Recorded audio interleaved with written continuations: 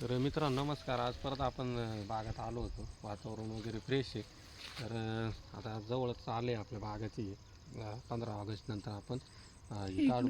सध्या काय झालं परिस्थिती की गर्दी खूप झाली, कारण की जे बाग थांबलेले होते थोडे, तर ते पण बाग आता त्याला म्हणजे द्यायला आल्यामुळं ते द्यावंच लागतं आहे. त्याच्यामुळं गर्दी खूप झाली. तर बघू आता काय होतं काय नाही 15 ऑगस्टपर्यंत.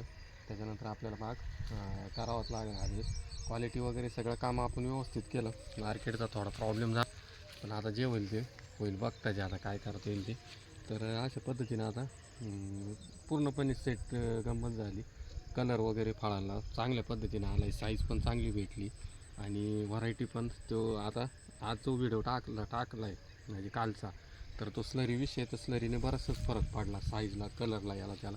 कारण की स्लरीमुळं जे सूक्ष्म अन्नद्रव्य ते लवकर अपडेट होते आणि अन्नद्रव्याची कमतरता त्याला भासत नाही. कारण पाण्याचं प्रमाण भरपूर आहे, पण पाण्याबरोबर अन्नद्रव्य पण गरजेचं आहे. तर अशा पद्धतीने स्लरीमुळं हा कलर तुम्ही समोर बघू शकता. साईज वगैरे काटा छाटणी झाल्यानंतर पण स्प्रे वगैरे व्यवस्थित बसले. त्याच्यानंतर असं जाणवलं की थोडाफार प्रॉब्लेम जो दिसत होता फळांवरती, तर तो प्रॉब्लेम पूर्णपणे सॉल्व झाला, कारण की स्प्रे व्यवस्थित बसले. त्याच्यामुळे तो प्रॉब्लेम सॉल्व झाला. तर अशा पद्धतीने फक्त आता मार्केटचं काय प्रॉब्लेम आहे ते काय आपण सांगू शकत नाही. तर जे होईल ते होईल, आता बघताच येईल.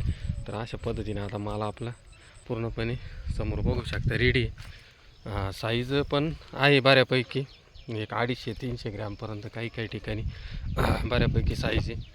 तर बघू आता काय होतं. फक्त प्रॉब्लेम कसल्याच प्रकारचा नाही, हे तुम्ही हातातही फळं बघू शकता. तर अशा पद्धतीचे फळं आता रेडी. तर हे बघ समोरचं झाड बघू शकता. तर स्लरीचा बराचसाच रिझल्ट आला.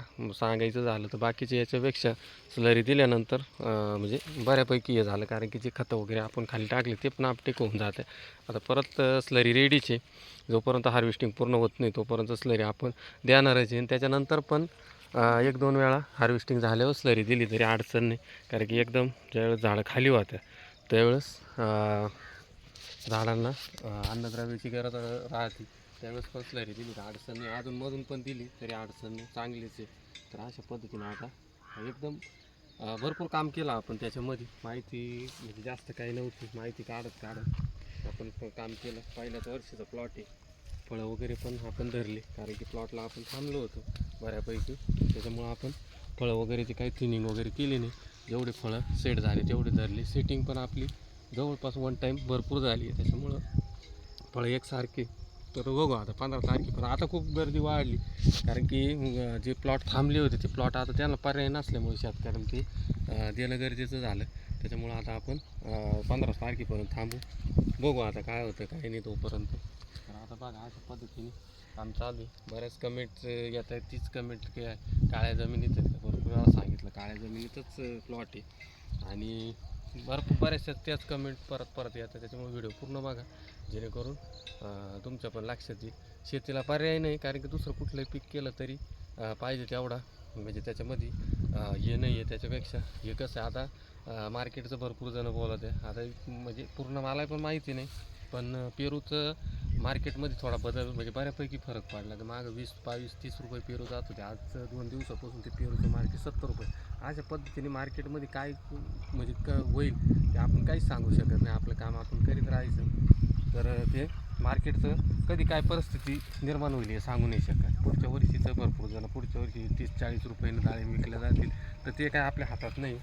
आपलं काम आहे, आपण ते करीत राहणार आहे. आणि अशा कमेंट्स किंवा असं करू नये, पण जे म्हणजे शेतकऱ्यांनी बाग लावली ते काय लगेच तोडणार नाही किंवा ते हे करणार नाही. त्याच्यामुळं या गोष्टींकडे काही जास्त लक्ष देण्यात मजा नाही.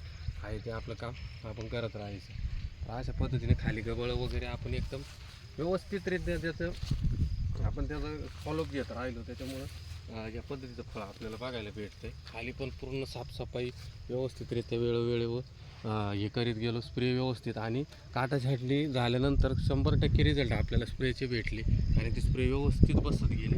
आणि आपल्याला जे थोडेफार प्रॉब्लेम दिसत होते ते प्रॉब्लेम एवढ्या 15 दिवसामध्ये बऱ्यापैकी सॉल्व झाले. तर अशा पद्धतीने याच्यावरती आपलं काम चालू आहे. तर चला व्हिडिओमधून बघत चला.